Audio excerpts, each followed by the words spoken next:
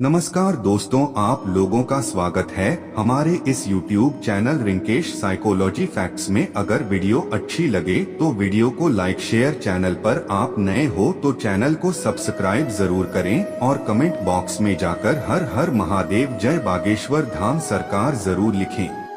दोस्तों, आज की इस वीडियो में हम बात करने वाले हैं कि आप लोगों को महाशिवरात्रि के व्रत में क्या क्या खाना है और क्या नहीं खाना है, और कौन सी वह एक चीज ऐसी है जो आपको महाशिवरात्रि के दिन खानी भी है और भगवान भोलेनाथ को चढ़ानी भी है, जिसे आपको खाने और भगवान भोलेनाथ जी को चढ़ाने से पूरे साल आपके घर में भगवान भोलेनाथ जी की कृपा बनी रहेगी और आपके घर में पूरे साल पैसा आता रहेगा।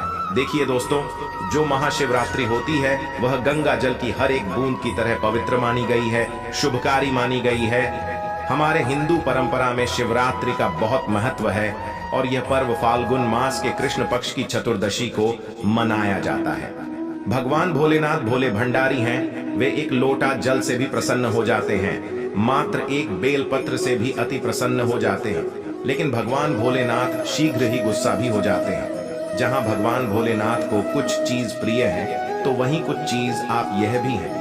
कुछ चीज ऐसी हैं जिनका भगवान भोलेनाथ जी की पूजा में अगर इस्तेमाल ना किया जाए तो भगवान भोलेनाथ का पूजन अधूरा रह जाता है। वही कुछ चीजें ऐसी होती हैं जो अगर अनजाने में आप भगवान भोलेनाथ को अर्पित कर देंगे तो उससे भगवान भोलेनाथ आपसे रुष्ट हो जाएंगे। इसलिए भगवान भोलेनाथ की पूजा करते समय कुछ बातों का विशेष ध्यान रखना चाहिए। आज के इस वीडियो में हम आपको बताएंगे कि महाशिवरात्रि के पावन पर्व पर क्या करें क्या ना करें, कौन सी ऐसी वस्तुएं हैं जो भगवान भोलेनाथ को अति प्रिय हैं और कौन सी ऐसी वस्तु है जो भगवान भोलेनाथ को बिल्कुल भी प्रिय नहीं है, और कौन सी वस्तु है जो भगवान भोलेनाथ को भूल से भी अर्पित नहीं। दोस्तों, सबसे पहले जानते हैं कि महाशिवरात्रि के पावन पर्व पर क्या करना चाहिए जिससे कि भगवान भोलेनाथ और माता पार्वती का आशीर्वाद आपको प्राप्त हो। महाशिवरात्रि के दिन भगवान भोलेनाथ की पूजा सफेद या लाल रंग के वस्त्र धारण करके ही करें। सफेद और लाल रंग के वस्त्र धारण कर भगवान भोलेनाथ का पूजन करना बहुत ही शुभ माना जाता है। यदि संभव हो तो इस दिन पूजा में बिना सिले हुए वस्त्र पहने महाशिवरात्रि के पावन पर्व पर भगवान भोलेनाथ की शिवलिंग का पूजन अवश्य ही करें। शास्त्रों के अनुसार महाशिवरात्रि के दिन ही भगवान भोलेनाथ शिवलिंग के रूप में प्रकट हुए।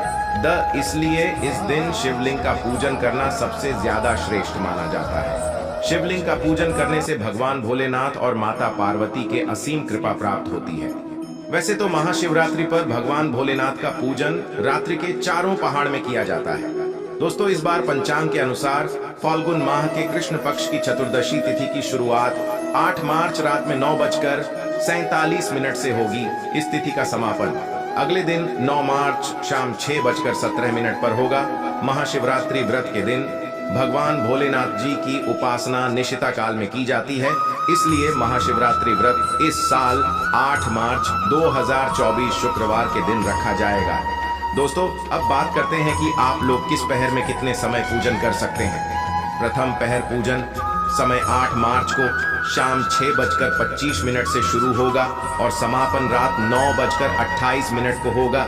दूसरा पहर पूजन समय 8 मार्च को रात 9:28 से शुरू होगा और समापन 9 मार्च को रात 12:31 पर होगा।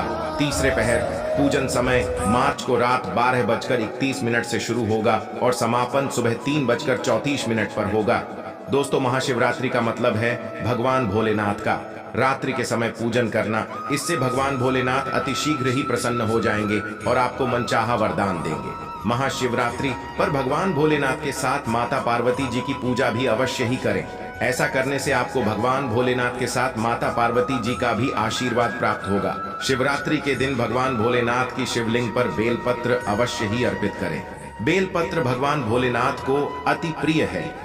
बेलपत्र के बिना भगवान भोलेनाथ का पूजन अधूरा माना जाता है। बेलपत्र एक पत्ता नहीं माना जाता।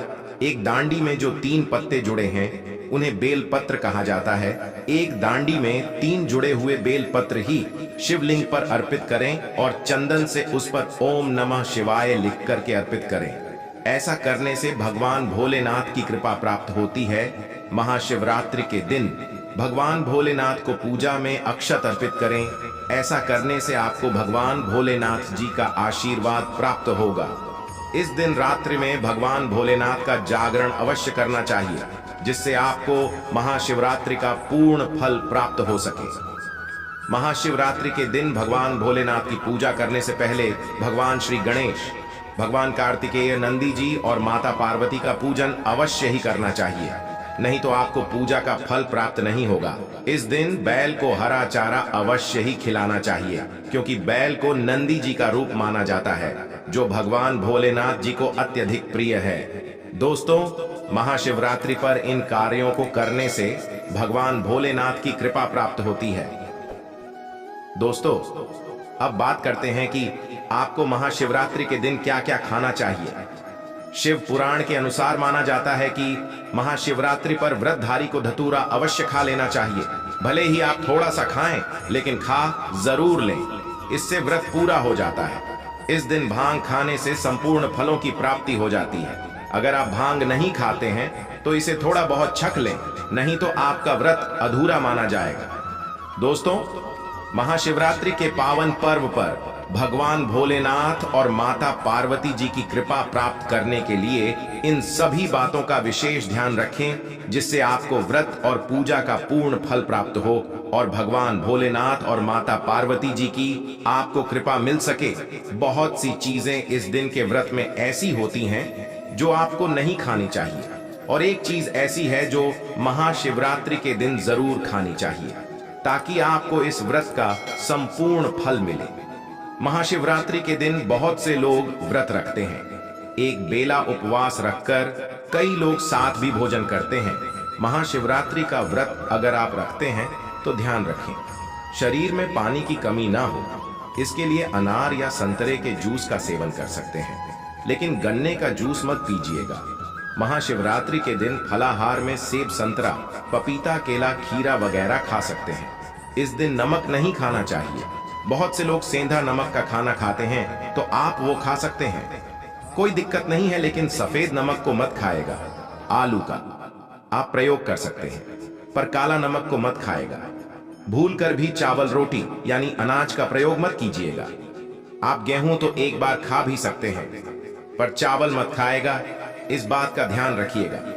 दही वगैरह भी खा सकते हैं, कोई दिक्कत नहीं है। मूंगफली, ये मखाने को घी में फ्राई करके भी खा सकते हैं। गाजर, लौकी की खीर, साबूदाने की खिचड़ी आप खा सकते हैं। इस दिन कुत्तू के आटे का खाना भी आप बना सकते हैं, आप उसको भी खा सकते हैं, लेकिन अनाज और साधारण नमक का इस दिन व्रत में प्रयोग न करें। सेंधा नमक का प्रयोग कर सकते हैं। लहसुन, प्याज, मांस, मदिरा भूल कर भी मत खाएं, वरना आपके व्रत का फल आपको कुछ भी नहीं मिलेगा।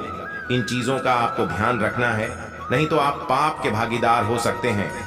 महाशिवरात्रि पर व्रतधारी को खाने पीने की चीज दूसरों को मिल बांट कर खानी चाहिए, शेयर करनी चाहिए।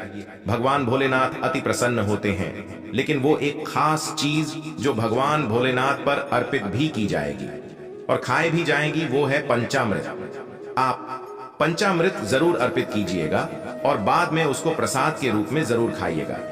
दूसरी बात, इस दिन सात्विक तरीके का खाना बनाकर खाया जाता है। आप फलाहार भी कर सकते हैं या फिर आप सिंघाड़े का हलवा खा सकते हैं। इस दिन शिवलिंग के ऊपर बेर जरूर अर्पित करें। उसके बाद फलाहार करते समय इस बेर को जरूर खाएं। याद रखिए, इससे शत्रु और विरोधी कभी सर नहीं उठाएंगे और जीवन में आपकी चारों दिशाओं में जय जय कर होगी। आप विजय श्री को प्राप्त करेंगे। बेर अर्पित करने से दुश्मन का सर्वनाश होता है या फिर दुश्मन आपके खिलाफ कुछ नहीं कर पाते। शिवलिंग पर काले तिल जल में डालकर या दूध में डालकर जरूर अर्पित कीजिएगा। शनिवार का दिन है तो इस दिन काले तिल अवश्य अर्पित करें। बहुत ही शुभ और मंगलकारी माना जाता है। शनि दोष से पीड़ित व्यक्ति को शनि से छुटकारा मिल जाता है। वैसे महाशिवरात्रि के दिन आप दूध का सेवन कर सकते हैं, लेकिन केवल दूध नहीं, उसमें 2-4 चीनी के दाने डालकर ही सेवन कीजिएगा। केवल दूध कभी भी नहीं पीना चाहिए। व्रत त्योहार में तो भूल कर भी नहीं। 2-4 दाने चीनी डाल दें। भले ही आप चीनी ना खाते हो तो भी इस तरह से आपका व्रत पूर्ण होगा। दोस्तों, आप बात करते हैं कि आप लोगों को महाशिवरात्रि के व्रत कैसे रखना, किन किन बातों को आपको ध्यान रखना है।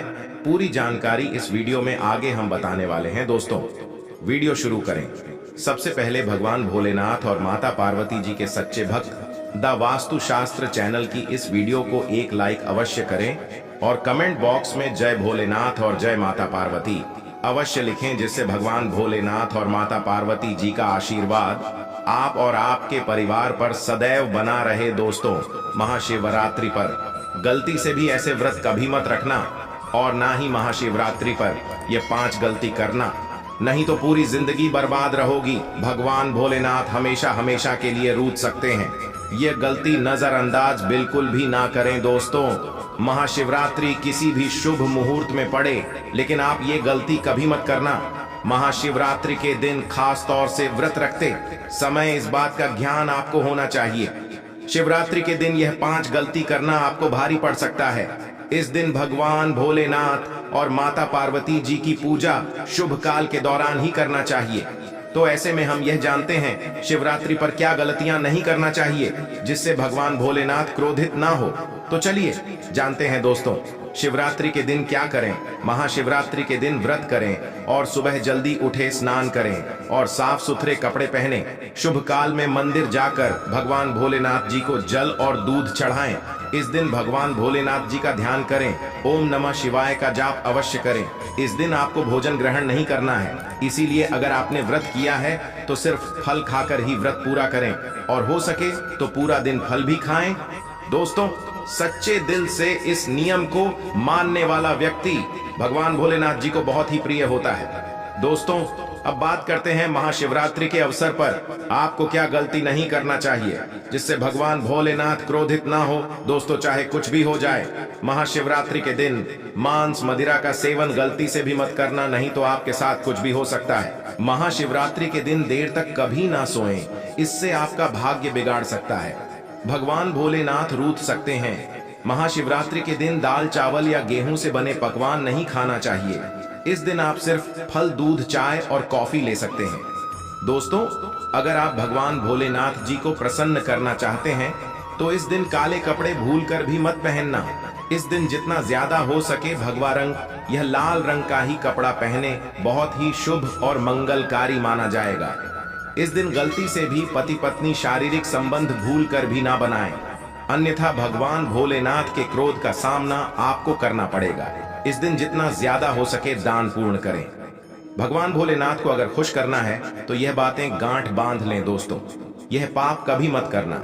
महाशिवरात्रि के इस पावन अवसर पर शिवलिंग पर भूल कर भी यह चीजें मत चढ़ाना, नहीं तो जिंदगी भर आपको किसी बड़ी परेशानी का आपको सामना करना पड़ सकता है। आपका व्रत टूट भी सकता है। भगवान भोलेनाथ अत्यंत क्रोधित हो सकते हैं, जान लीजिए, नहीं तो आपके व्रत रखने का कोई भी फायदा नहीं। तो चलिए जानते हैं दोस्तों।